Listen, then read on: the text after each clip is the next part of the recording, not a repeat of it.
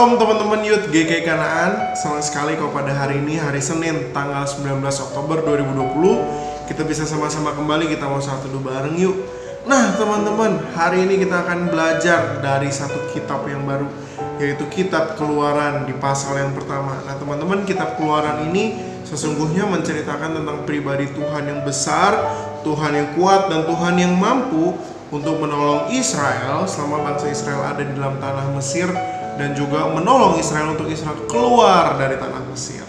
Nah itulah sebabnya teman-teman, pada hari ini kita mau belajar bagaimana sih pertolongan Tuhan yang Tuhan berikan bagi Israel tersebut. Khususnya Tuhan berikan pertama-tama kepada dua orang bidan yang bernama Sifra dan Pua, yang dicatat di dalam Keluaran 1 ayat 1 sampai 21. Mari kita sama-sama membuka kitab kita dan kita membaca perikop ini bersama-sama. Jika sudah mendapatkannya, Koko akan membacakan untuk kita semua. Demikian bunyi firman Tuhan. Inilah nama para anak Israel yang datang ke Mesir bersama-sama dengan Yakub. Mereka datang dengan keluarganya masing-masing: Ruben, Simeon, Lewi, Yehuda, Isakar, Sebulon, dan Benyamin, dan serta Naftali, Gad, dan Asyer. Seluruh keturunan yang diperoleh Yakub berjumlah 70 jiwa, tetapi Yusuf telah ada di Mesir. Kemudian matilah Yusuf serta semua saudara-saudaranya dan semua orang yang seangkatan dengan dia. Orang-orang Israel beranak cucu dan tidak terbilang banyaknya. Mereka bertambah banyak dan dengan dahsyat berlipat ganda, sehingga negeri itu dipenuhi mereka. Kemudian bangkitlah seorang raja baru memerintah tanah Mesir yang tidak mengenal Yusuf. Berkatalah raja itu kepada rakyatnya, bangsa Israel itu sangat banyak dan lebih besar jumlahnya daripada kita. Marilah kita bertindak dengan bijaksana terhadap mereka, supaya mereka jangan bertambah banyak lagi. Dan jika terjadi peperangan, jangan bersekutu nanti dengan musuh kita dan memerangi kita, lalu pergi dari negeri ini. Sebab itu pengawas rodi ditempatkan atas mereka untuk menindas mereka dengan kerja paksa. Mereka harus mendirikan bagi Firaun kota-kota perbekalan, yakni Piton dan Ramses. Tetapi makin ditindas, makin bertambah banyak dan berkembang mereka, sehingga orang merasa takut kepada orang Israel itu. Lalu dengan kejam orang Mesir memaksa orang Israel bekerja dan memahitkan hidup mereka dengan pekerjaan yang berat, yaitu mengerjakan tanah liat dan batu bata, dan berbagai-bagai pekerjaan di ladang, ya segala pekerjaan yang dengan kejam dipaksakan orang Mesir kepada mereka itu. Raja Mesir juga memerintahkan kepada bidan-bidan yang menolong perempuan Ibrani, seorang yang bernama Sifra dan yang lain bernama Pua. Katanya, apabila kamu menolong perempuan Ibrani pada waktu bersalin, kamu harus memperhatikan waktu ia lahir. Jika anak laki-laki, kamu harus membunuhnya, tetapi jika anak perempuan, bolehlah ia hidup. Tetapi bidan-bidan itu takut akan Allah dan tidak melakukan seperti yang dikatakan Raja Mesir kepada mereka, dan membiarkan bayi-bayi itu hidup.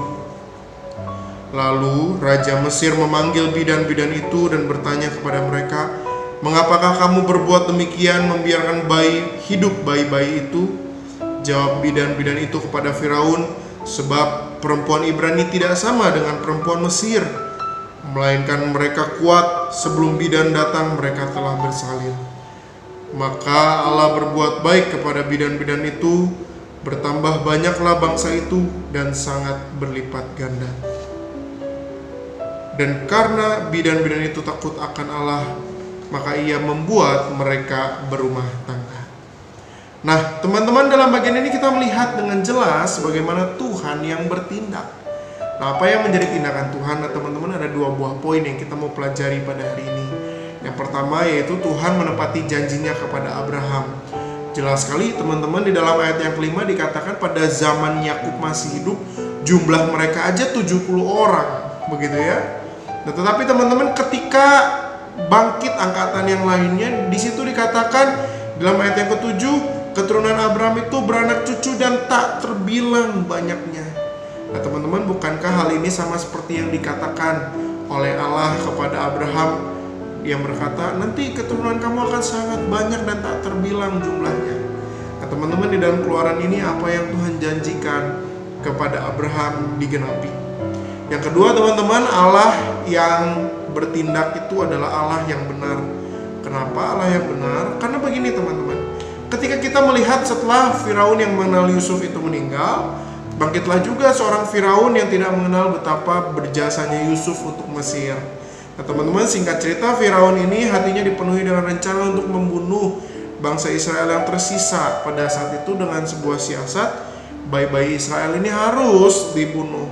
Tetapi ada dua orang bidan yang bernama Sifra dan Pua. Di dalam ayat yang ke-17 dikatakan, tetapi bidan-bidan itu takut akan Allah dan tidak melakukan seperti yang dikatakan Raja Mesir kepada mereka.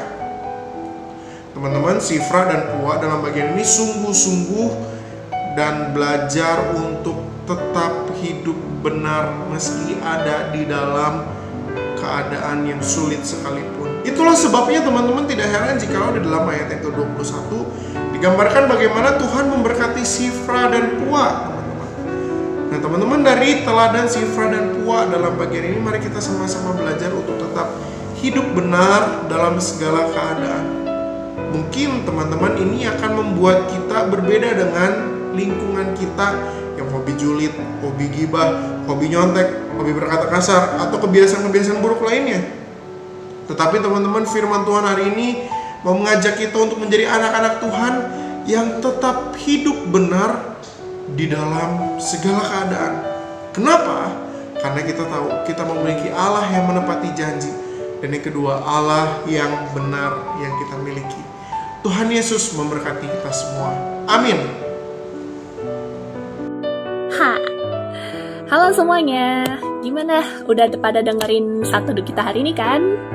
Nah teman-teman, kita sebelum menutup Satu Teduh kita hari ini, kita sama-sama berdoa yuk.